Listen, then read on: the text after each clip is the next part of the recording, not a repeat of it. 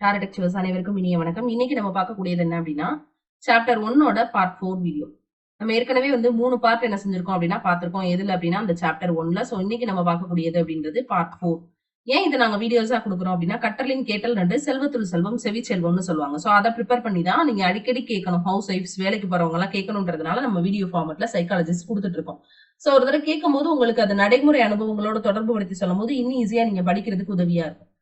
இப்ப பாருங்க சில முக்கிய குறிப்புகள். தமிழ்நாடு ஆர்கியாலஜி, அதாவது ஆற்காட்டுல, தமிழ்நாட்டுல இருக்கக்கூடிய ஆற்காடு, அங்க சைக்கோமெட்ரிக் எஜுகேஷனல் சர்வீசஸ் அப்படின்ற ஒரு நிறுவனமும், புதுச்சேரி உளவியல் சங்கம், பெங்களூர்ல இருக்கக்கூடிய சைக்ரோட்ரானிக்ஸ், ஆக்ரால இருக்கக்கூடிய நேஷனல் சைக்காலஜி கார்பரேஷன், ஆக்ரால இருக்கக்கூடிய சைக்காலஜிக்கல் ரிசர்ச் சென்டர், வாரணாசியில ரூபா சைக்காலஜிக்கல் சென்டர், சென்னை வியூட், இது எல்லாமே என்ன செய்யுது அப்படின்னா அதாவது காந்தி கிராம உளவியல் பேராசிரியர் முனைவர் ஆமி சூ போன்றவர்கள் என்ன பண்றாங்க அப்படின்னா மாணவர்கள் பயன்படக்கூடிய வகையில உளவியல் உபகரணங்களையும் சோதனை தாள்களையும் வெளியிடுறாங்க அப்படின்னு சொல்றாங்க. எப்படி ஒரு சயின்ஸுக்கு நீல லிட்மஸ் தாள் சிவப்பு நிறமா மாத்துது அப்படின்னு நம்ம படிச்சிருப்போம். அந்த லிட்மஸ் தாளை தயாரிக்கிறதுக்கு ஒரு நிறுவனம் இருக்கும்போது உளவியல் பரிசோதனைகள் இந்த மாதிரியான விஷயங்கள்லாம் வேணும் அப்படின்னு சொல்லி கொடுக்கறதுக்கு தான் இத்தனை நிறுவனங்கள் என்ன செய்யுது அப்படின்னா இருக்கு. அது டீடைல்ஸ் வந்து என்ன செஞ்சிருக்காங்கன்னா கொடுத்திருக்காங்க. அடுத்து காரல் ரோஜர்ஸ் இவர ஒரு ஸ்டேட்மெண்ட் வந்து சொல்லியிருக்காரு. என்ன ஸ்டேட்மெண்ட் சொல்லியிருக்காரு அப்படின்னு பாருங்களேன். உளவியலானது, காரல் ரோஜர்ஸ் சொல்றாரு, உளவியலானது தன்னுடைய எல்லா முடிவுகளையும் உற்றுநோக்குதல் அடிப்படையில மட்டுமே அமைந்து விடக்கூடாது அப்படின்னு சொல்றாரு. எதையுமே உற்று நோக்கிட்டு என்ன செஞ்சிடக்கூடாது, போகக்கூடாது. ஆராய்ந்து அறியணும். எப்பொருள் யார் யார் வாய் கேட்பினும் அப்பொருள் மெய்ப்பொருள் காணணும். சோ உற்றுநோக்கல் அடிப்படையில மட்டுமே என்ன செய்யக்கூடாதுன்னா ஒரு முடிவுக்கு வரக்கூடாது. அடுத்து மனிதனுடைய நடத்தைகளை பற்றிய அறிவியல் தான் உளவியல் அப்படின்னு சொன்னாங்க. யார் சொன்னது? பில்ஸ்பெரி சக்கி பிரசாட்டா. பில்ஸ்பெரி நான் வந்து அந்த உதாரணத்துக்கு சொல்றேன் அந்த மாவை. சோ மனிதனுடைய நடத்தைகளை பற்றிய அளவியல் தான் உளவியல் அப்படின்னு முதலாக பில்ஸ்பெரி சொல்லிய போதும் அதை பிரபலப்படுத்தியவர் யார் அப்படின்னா நடத்தை கொள்கையை நிறுவியவரான ஜேபி வாட்சன். சோ வந்து உளவியல் அப்படின்றது நம்ம நடந்துக்கிறத பொறுத்துதான் யார் சொன்னா, பில்ஸ்பெரி சொல்லியிருந்தாலுமே அந்த நடத்தை கொள்கையை சேர்ந்தவரான ஜேபி வாட்சன் தான் அதை என்ன செஞ்சாரு அப்படின்னா பிரபலப்படுத்தினாரு. வாட்சனை பொறுத்த வரைக்கும் நடத்தை என்பது தூண்டலுக்கான துலங்கல். ஒரு முள்ளுக்கு ஒரு நடந்து போறோம், ஒரு கால்ல முள்ளு குத்துதுன்றது தூண்டல். உடனே காலை தூக்கணும். நம்ம பிட்யூட்டரி கிளாண்ட் அந்த நாளமில்லா சுரப்பிகள் மூலமாக கொடுக்கக்கூடிய சமிக்கைகள் மூலமாக டக்குன்னு கால் எடுக்கிற அனிச்சை செயல் தான் அது துலங்கல். நவீன தற்கால நவீன உளவியலை பொறுத்தவரை நடத்தை அப்படின்றது மனிதனோ விலங்கோ நடந்து கொள்ளும் வெளிப்புற நடத்தையை பற்றி மட்டுமே குறிக்கிறதாக அது அவங்க உள்ள நிகழக்கூடிய அனுபவங்களையும் குறிக்கும் அப்படின்னு ஒரு ஸ்டேட்மெண்ட் சொல்றாரு. யார் அப்படின்னா ஜி போரிவ். என்ன சொல்றாரு? இயல்பு பற்றிய அறிவியல் அப்படின்னு சொல்றாரு. உளவியல் அப்படின்றத இயல்பு பற்றிய அறிவியல்னு சொல்றாரு. என்ன சொன்னாரு? தற்கால நவீன உளவியலை பொறுத்தவரை நடத்தை என்பது மனிதனோ விலங்கோ நடந்து கொள்ளக்கூடிய அந்த வெளிப்புற நடத்தையை மட்டும் குறிக்கிறதாகாது.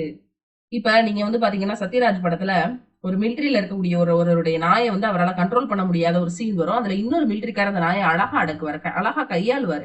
அதை அடக்குவது கிடையாது, அதனுடைய அந்த உளவியல் தன்மையை புரிஞ்சுக்கிட்டு அதை ட்ரை பண்றது. அப்ப அவர் எப்படி பண்ணிருப்பாரு? அனைத்து அந்த நாயை பாக்குறாருன்னா அது மாதிரியான நாய்களுக்கு அவர் ட்ரைனிங் கொடுத்திருக்கக்கூடிய நபர். அந்த நாய்களினுடைய உளவியல் தன்மையை அவர் புரிஞ்சுக்குவார். சோ அப்ப அந்த விலங்கா இருக்கட்டும் மனிதனா இருக்கட்டும் வெளிப்புற நடத்தையை மட்டும் சொல்லக்கூடாது, அதனுடைய உள்புற அந்த உளவியல் அடிப்படையில அதை வந்து இது பண்ணணும் அப்படின்றத சொல்றாங்க. சோ இயல்பு பற்றிய அறிவியல்னு சொன்னது போரிவ். ஆர்.எஸ். உட்வொர்த் ஒரு விஷயம் சொல்றாரு. என்னன்னா உளவியல் என்பது சூழ்நிலையோடு தொடர்புடைய ஒரு தனி மனிதனின் செயல்கள் பற்றிய அறிவியல். அந்த சுச்சுவேஷன்ல அவன் என்ன நினைக்கிறானோ அதுதான்ப்பா உளவியல். அதுதான் அவன மனுஷனை தீர்மானிக்குது. யாரும் வந்து வேணும்னு கொலை பண்றது அந்த சூழ்நிலைக்கு தள்ளப்பட்டு அந்த உணர்ச்சிகளை அடக்க முடியாம டக்குன்னு ஒருத்தர் செய்யக்கூடிய விஷயங்கள்ல தான் அந்த உளவியல் தீர்மானமாகுது. அந்த ஒரு நிமிஷம் ஒரு கோபத்தை அடக்கியிருந்தா அதை அந்த இடத்துல சொல்றாங்க. அடுத்துதான் என்எல் மண் என்ன சொல்றாரு அப்படின்னா உளவியல் என்பது இன்று நடத்தை பற்றி அறிவியல் பூர்வமான ஒரு விசாரணை அப்படின்றத நம்ம கவனத்துல வச்சுக்கணும் அப்படின்னா உயிரினங்களினுடைய நடத்தையை கட்டுப்படுத்தவும் புரிந்து கொள்ளவும் விளையக்கூடிய அறிவியல் தான் உளவியல் அப்படின்னு சொன்னது வில்லியம் ஜேம்ஸ். உயிரினங்களுடைய நடத்தையை கட்டுப்படுத்தவும் புரிந்து கொள்ளவும் விளையக்கூடிய அறிவியலுக்கு பேர் தான் என்னது அப்படின்னா உளவியல் அப்படின்னு சொன்னது வில்லியம் ஜேம்ஸ். உளவியல் என்பது உயிர்களின் நடத்தையை கண்டறியும் இயல். உளவியல் வந்து உயிர்கள் எப்படி நடந்துக்கிறது அப்படின்றத கண்டறியக்கூடிய ஒரு இயல்னு சொன்னது யாரு? Arthur Gates. சோ இந்த மாதிரி ஒவ்வொருத்தர் சொல்லக்கூடிய ஸ்டேட்மெண்ட்ன்றது ரொம்ப முக்கியம். உயிரினங்களோட நடத்தையை கட்டுப்படுத்தவும் புரிந்து கொள்ளவும் அப்படின்னு சொன்னா அது வில்லியம் ஜேம்ஸ். உயிரினங்களோட நடத்தையை பத்தி மட்டும் அப்படின்னு சொன்னாங்கன்னா அது ஆர்தர் கேட்டு நடத்தை ஞாபகம் வச்சுக்கோங்க.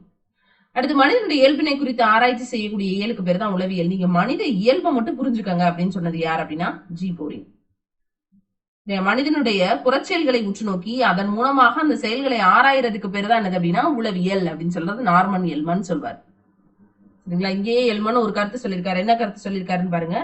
உளவியல் என்பது இந்த நடத்தை பற்றிய அறிவியல் பூர்வமான ஒரு விசாரணை. அடுத்து கென்னத் கிளார்க் என்ன சொல்றாரு அப்படின்னா, உளவியல் என்பது மனிதனுடைய நடத்தைகளான மொழி, சிந்தனை, கனவுகள் ஆகியவற்றை பற்றி ஆராயக்கூடிய ஒரு இயல் ஆகும் அப்படின்னு சொல்றாரு. கென்னத் கிளார்க் என்ன சொல்றாருன்னா, மனிதனுடைய நடத்தைகளான மொழி, சிந்தனை, கனவுகள் ஆகியவற்றை பற்றி ஆராயும் ஒரு இயலாகும் அப்படின்னு சொல்றாரு. யார் அப்படின்னா கென்னத் கிளார்க்.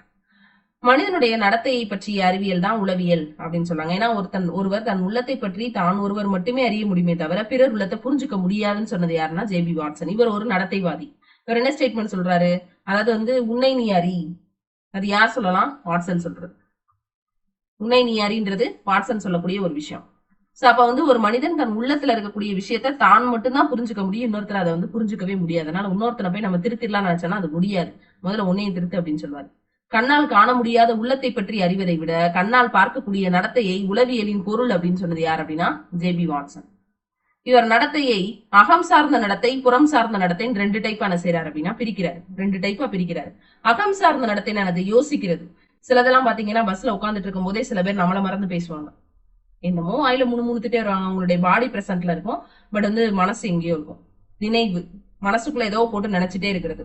துணிவு இதெல்லாம் அகம் சார்ந்தது. புறம் சார்ந்தது வரைகிறது, எழுதுறது, நடக்கிறதா நம்ம முன்னாடிதான் எழுதிக்கிருப்பான், ஆனா அவனோட மனசு எங்கேயோ இருக்கும். உளவியல் என்பது மனிதனுடைய நடத்தை, நடத்தையின் காரணங்கள், அதுக்கான நிபந்தனைகள் பற்றிய படிப்பு. அந்த நடத்தைவாதிகளை ஜேபி வாட்சன், வில்லியம் மக்டூகல் அடிக்கடி எழுதி சொல்லுவாங்க, அவனோட நடத்தை தான்ப்பா காரணம் அப்படின்னு சொல்றது மக்டூகல். உளவியல் என்பது மனிதனுடைய நடத்தை, மனித உறவு முறைகளை பற்றி படிக்கிறதுன்னு சொல்லி லெஸ்டர் க்ரோ மற்றும் ஆலிஸ் க்ரோ சொல்லுவாங்க. ஆனா ஜான் டூயி என்ன சொல்றாருன்னா, மனிதனை பற்றிய உண்மைகளை விளக்கக்கூடிய அறிவியல் துறைகள்ல ஒண்ணுதான் உளவியல்னு சொல்வாரு ஜான் டூயி. இது நம்ம ஏற்கனவே ஃபர்ஸ்ட் சாப்டர்ல அதாவது ஃபர்ஸ்ட் பார்ட்ல பாத்திருப்போம். அதோட ரிவிஷனுக்காக இங்க கொடுத்திருக்காங்க. உளவியல் என்றால் சூழ்நிலை சம்பந்தப்பட்ட தனி ஒருவனுடைய நடவடிக்கைகளை பற்றிய அறிவியல் உட்போர்ட் சொல்வார். ஒரு உயிரி சுற்றுப்புறத்துடன் தொடர்பு கொண்டு வெளியிடக்கூடிய நடத்தைகள் தான் உளவியல் அப்படின்னு சொல்ல. வெளியில ஏதோ உன்னோட தொடர்பு கொண்டு அதை நடத்துறாதான் உட்கோபோ சொல்வார். உளவியல் என்பது ஆன்மாவின் அறிவியல் அப்படின்ற கருத்தோட அடிப்படையில டெமோக்ரட்டஸ், பிளாட்டோ, அரிஸ்டாட்டில் இவங்க எல்லாம் விளக்கம் கொடுப்பாங்க. அரிஸ்டாட்டில் ஒரு புக் எழுதுறாரு, என்ன, ஆன்மாவின் இயல்புகள். இதுதான் உளவியலினுடைய ஃபர்ஸ்ட் நூல், ஆன்மாவின் இயல்புகள். அடுத்து இது ஆன்மா பற்றினது கிடையாது, அது மனித மனம் பற்றியது. என்னடா ஒண்ணுன்னா சொல்றீங்க அப்படின்னு. உளவியல்ன்றது ஆன்மா பத்தி கிடையாது. ஆன்மாவின் இயல்புகள் அரிஸ்டாட்டில் எழுதியிருப்பாரு. ஆனா உளவியல்ன்றது ஆன்மா பத்தி கிடையாது. ஆன்மான்ற வார்த்தையை நிராகரிச்சிருவாங்க. சரி, அது மனித மனம் பற்றியதுன்னு சொன்னாரு காண்ட்.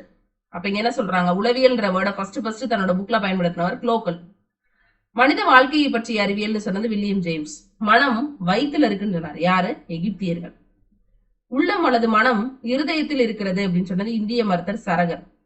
மனம் அல்லது அனுபவம் மூலமாக மூளையில சேமித்து வைக்கப்படக்கூடிய கருத்து ஹியூம் மில்பெயின் இவங்க எல்லாம் சொல்லியிருப்பாங்க. புலனுணர்ச்சிகள், சாயல்கள், மன உணர்ச்சிகள்ன்ற 3 இதை கொண்டதுதான் என்னது அப்படின்னா டிக்ஷனர். அதாவது என்ன புலனுணர்ச்சி, நம்ம நினைச்சிட்டே போவோம். நம்மளுடைய எப்படி சொல்றது, நம்ம ஏதோ ஒரு நேரம் கம்மியா இருக்கிறோமோ அல்லது ஏதோ ஒண்ணு நம்ம நினைச்சிட்டே போறோம்னு வச்சுக்கோங்களேன். சூப்பர் மார்க்கெட்ல போனோடனே ஏன் நமக்கு முன்னாடி இந்த கூடைகள் வச்சிருக்காங்க அப்படின்னா, நம்ம வாங்க போனது ஒரு 3 சரக்கு தான். ஆனா அந்த சரக்கை நம்ம அதுக்குள்ள போடணுன்றதுக்கான இது பெரிய பேஸ்கெட் கொடுத்துருப்பாங்க. அந்த பேஸ்கெட்டே ஒரு விதத்துல நம்ம போட்டிருக்கு தூண்டுதான் இருக்கு, வேற ஏதாவது வாங்குவோமா அப்படின்னு நம்மள தூண்டும். புலனுணர்ச்சிகள் மூலமாக தூண்டுறது. சரி, நம்ம என்னடா நம்ம வேற நம்ம பாக்குறப்ப திடீர்னு ஒரு நல்லா வரும், இந்த பிள்ளைலாம் கலரா இருக்கே நம்மளும் பாப்போம்னு சொல்லி பார்க்கும்போது ஃபேர் அண்ட் லவ்லிலே 1008 வெரைட்டி அடிக்க வச்சப்ப நம்முடைய புலனை தூண்டுற மாதிரியான விஷயங்கள் அங்க இருக்கும். திடீர்னு அந்த ஃபேர் அண்ட் லவ்லி எடுத்து பாருங்களேன், அதுல ஒரு சாயலான படம் போட்டிருக்கும், அதை விட அழகாயிருவாங்க. சோ அது நம்ம மன உணர்ச்சியை தூண்டி நம்ம செய்யறோம். அப்ப இதுதான் உளவியல்னு சொன்னது டிக்ஷனர் சொல்வாரு. அப்ப புலனுணர்ச்சிகள், சாயல்கள், மன உணர்ச்சிகள்ன்ற 3 கூறுகளை கொண்ட அமைப்பு தான் மனம்னு சொன்னவர் இபி டிக்ஷனர். 19ஆம் நூற்றாண்டுல உளவியலை நனவு நிலை அறிவியல்னு சொல்லி நினைச்சவங்க சிலர். யார் யாரு? William James, William உண்ட். நடத்தைவாதிகள். உண்டு தானே அந்த லேப் அமைக்கிறவர். நனவு நிலை அப்படின்னு என்ன அர்த்தம்னா தெரிஞ்சுக்கிறது அல்லது விழிப்பு. அப்ப நனவு நிலைனா அதுக்கு எதிரானது.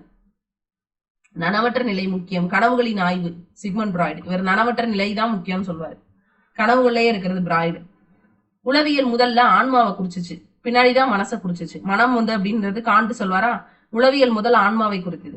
ஆன்மாவின் இயல்புகள் புக் எழுதுவாரு அரிஸ்டாட்டில். அதுக்கப்புறமா மனசை குறிச்சிச்சுனாங்க, இப்ப நடத்தை கோலம்ட்டாங்க. இது ராபர்ட் உட்போர்ட் சொன்ன ஒரு ஸ்டேட்மெண்ட்.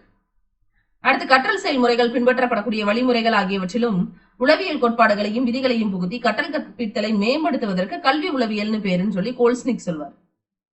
கல்வி உளவியல் கல்வியுடன் சம்பந்தப்பட்ட நடத்தை ஆளுமை திறனினுடைய முழு அளவையும் உள்ளடக்கியதுன்னு ஸ்கின்னர் சொல்றாரு. ஸ்கின்னர் சரிங்களா? சோ கல்வி உளவியல் கல்வியுடன் சம்பந்தப்பட்ட நடத்தை மற்றும் ஆளுமை திறனினுடைய முழு அளவையும் உள்ளடக்கியது.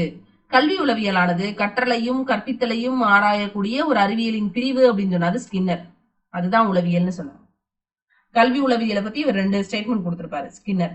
அது கல்வியை பற்றி படிக்கும் பிரிவுன்னு சொன்னது ஃபீல். பொது உளவியலினுடைய கருத்துக்களையும் கண்டுபிடிப்புகளையும் கற்றல் கற்பித்தல்ல எடுத்தாடுறதா கல்வி உளவியல் சந்தானம் சொல்வார். 1576ல உளவியல் அப்படின்ற வார்த்தையை ஃபர்ஸ்ட் பயன்படுத்தினார் ருடால்ஃப் ஹோகில் அப்படின்னாங்க. இங்க ஒரு வேர்டு சொன்னாங்களா? சோ உளவியல் அப்படின்ற வேர்டை வந்து யார் ஃபர்ஸ்ட் பயன்படுத்தினா அப்படின்னு கொடுத்திருப்பாங்க. யார் கொடுத்திருக்கா? க்ளோகல். இப்ப நம்ம பார்த்த ருடால்ஃப் க்ளோகல் 16ஆம் நூற்றாண்டுன்னு சொல்லியிருக்காங்களா? 1576. சோ அதான் இங்கேயும் கொடுத்திருக்காங்க. கல்வி உளவியல் அப்படின்றது நோக்கங்களை கல்வி உளவியல் நோக்கங்கள் அளிச்ச போல்ஸ்னிக். அகநோக்கு முறையோட மறுபெயர் உற்றுநோக்கு முறை. உற்றுநோக்கிக்கிட்டே மட்டும் இருந்தா பத்தாது அப்படின்னு சொல்லி ஒரு ஸ்டேட்மெண்ட் சொல்லியிருப்பாங்க. மருத்துவ முறைக்கு இன்னொரு பேரு தனியால் ஆய்வு முறை. தனியால் ஆய்வு முறை என்னன்னா ஒருத்தனோட திரள் பதிவேடு அங்க இருக்கு, அவனை பத்தி தெரிஞ்சுக்கணும், அதை பார்த்தா போதும். மாணவரை பத்தி தெரியணுக்கா அது இருந்தா போதும். உளவியலுக்கு அறிவியல் அந்தஸ்து அளிப்பது பரிசோதனை முறை, எக்ஸ்பெரிமெண்டல் மெத்தட். சோ அதுக்கானதுதான் அந்த லேப்ல நிறைய முன்னாடி கொடுத்திருந்தாங்கல்ல, அங்க இருக்கக்கூடிய லேப்ல இருந்து அதை தெரிஞ்சுக்கிறாங்க. பரிசோதனை முறையினுடைய இன்னொரு பேர் கட்டுப்படுத்தப்பட்ட உற்றுநோக்கல்.